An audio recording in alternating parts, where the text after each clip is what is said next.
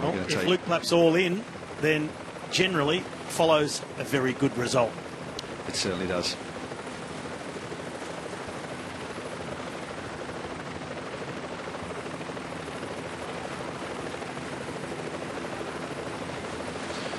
So Daniel, about 4 or 5 minutes.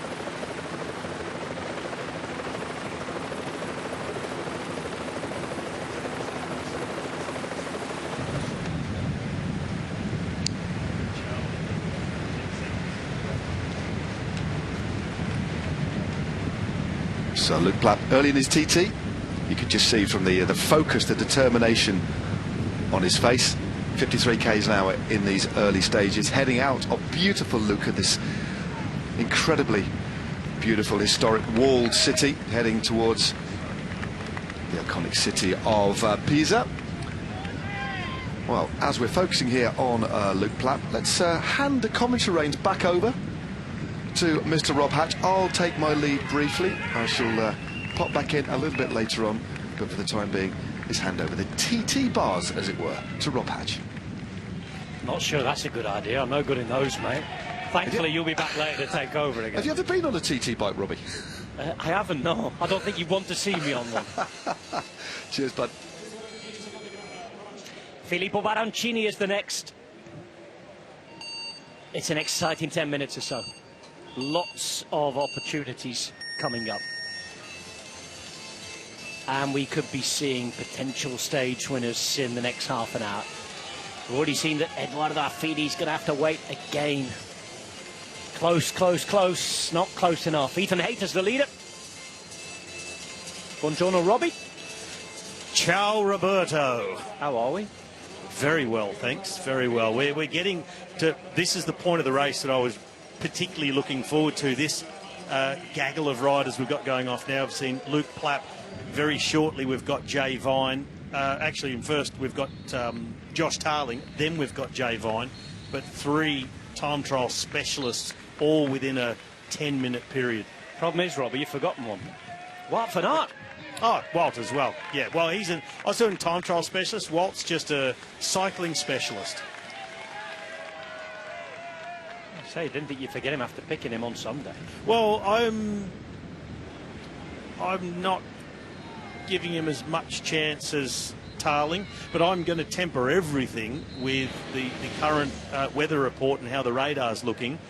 I don't think that the riders rolling off the start now are going to make it to the finish in Pisa before the rain does.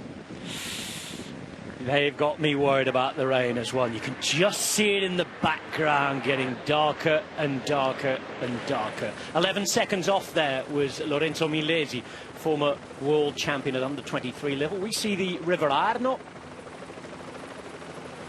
And this is Dan Orla on his way back in.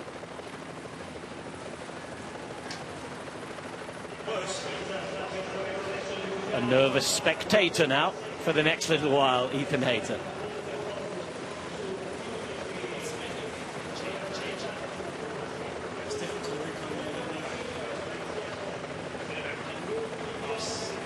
Welcome back to the Giro D'Italia, where the clouds are darkening and looking like they're about to empty again. The roads have just dried up. Ethan Hayter has set the fastest time so far. 32 minutes, 40 seconds the time to beat in this 28.6 kilometre time trial between Lucca and Pisa. You're looking at Dan Orla, national champion of Netherlands, one of 8 national champions here, turning away from the River Arno in towards Pisa itself and heading for the Leaning Tower. Ethan Hayter will be looking on. But we've just started a bonanza of a 10 minutes of 4 contenders ready to start. Luke Plapp's on the way. Next to go, right here, right now, is Wout van Aert. A winner of time trials at the Tour de France when he was at his very best. And he's looked at this route. He was here 10 days ago on a working holiday just before he went to Albania. Wout van Aert back on the start ramp, the stage after he returned to winning ways. Is it going to be 2 and 2? Second win in Siena the other day after he took Strade Bianche in 2020. But against the clock, Adam Blythe, it's a different ask. completely different, but if there's one man that can do it, it's definitely Wout van Aert. You know, as you mentioned, he's won Grand Tour time trials in the past. Was he Hula coming towards the line? And this is a nervous watch for Ethan Hayter, who's on the hot seat right now. The time is green, it's ticking down, it will stay green. 10 seconds quicker for Dan Orla, who is the brand new leader of this 10th stage of the Giro D'Italia.